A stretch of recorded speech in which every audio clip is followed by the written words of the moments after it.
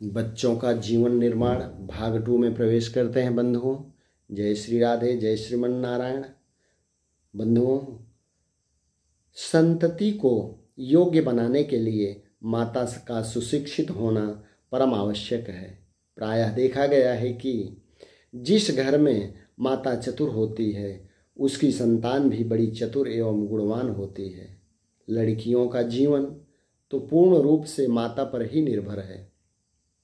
जैसा कि पहले उल्लेख किया जा चुका है कि बच्चों के हृदय पर छोटी छोटी बातों का प्रभाव बहुत शीघ्र होता है। प्रायः देखा गया है कि माताएं बालकों में डरने की आदत डाल देती हैं। जब कभी बच्चा दूध नहीं पीता, कपड़े नहीं पहनता, रात में अधिक देर तक जागता रहता है, बिना कारण रोने लगता है अथवा इसी प्रकार की कोई अन्य बात करता है तो माता पिता उसे भूत, हवा, चोर आदि का डर दिखाते हैं। इसका परिणाम यह होता है कि बच्चे की प्रकृति डरपोक हो जाती है। कहीं कहीं तो यह भय जन्म भर बना रहता है। बंधुओं, बच्चे के लिखने पढ़ने की शिक्षा का भार भी माता पर ही रहना चाहिए। देखने में आया है कि स्कूल में भर्ती होने तक बच्चे खेलते ही रहते हैं, उन्हें कुछ भी शब्द ज्ञान नहीं हो पाता। यह बहुत बुरा है।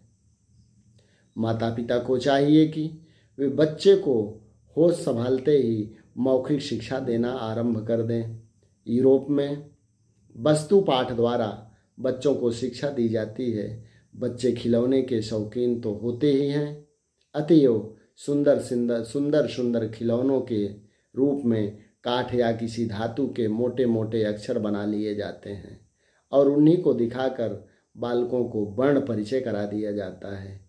भारत में भी इस प्रणाली का शीघ्र ही प्रचार होना चाहिए। जय श्रीमन नारायण। प्रायः देखा गया है कि हमारे देश के लड़के व्यवहारिक शिक्षा में एकदम शून्य रहते हैं। बड़े होने तथा शिक्षा प्राप्त करने पर भी उनमें इस शिक्षा की बड़ी कमी बनी रहती है।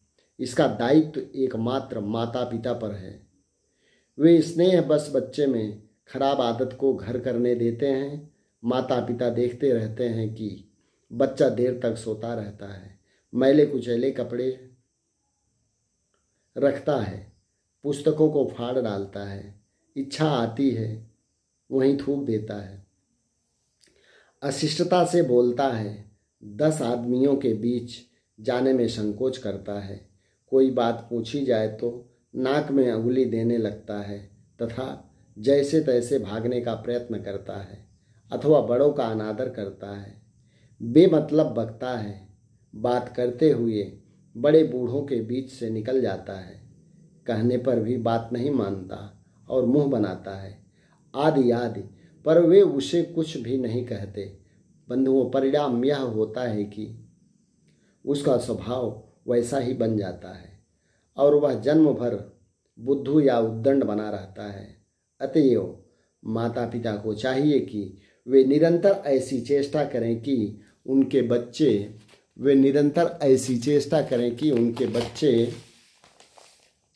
सदा सर्वदा सदाचार और शिष्टाचार की शिक्षा प्राप्त करते रहें। बंधुओं, माता पिता को चाहिए कि धार्मिक शिक्षा का बीज भी अपनी संतान में बाल्यकाल में ही बो दें।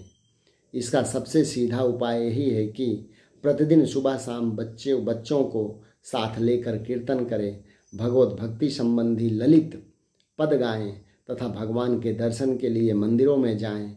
बच्चों को कहानी सुनने का शौक होता ही है, अतएव उन्हें भक्तों के सुंदर सुंदर चरित्र सुनाकर उनमें वैसा ही बनने की इच्छा जागृत करनी चाहिए। दीन दुखियों को तथा पशु पक्षियों को बच्चों के हाथ में अन्न, जल, रोटी आदि दिलाने से उनके हृदय में दया भाव उत्पन्न हो सकता है। इसी प्रकार आचरण द्वारा तथा मौखिक रूप से स्पष्ट भाषण करने, किसी प्रकार का छिपाव न रखने, किसी की कोई वस्तु बिना दिए न लेने, व्यर्थ का झगड़ा न करने, सबका आदर करने, प्रेम से हंसकर बोलने आदि की शिक्षा भी बच्चों को बाल्यकाल से ही माता पिता द्वारा मिलनी चाहिए।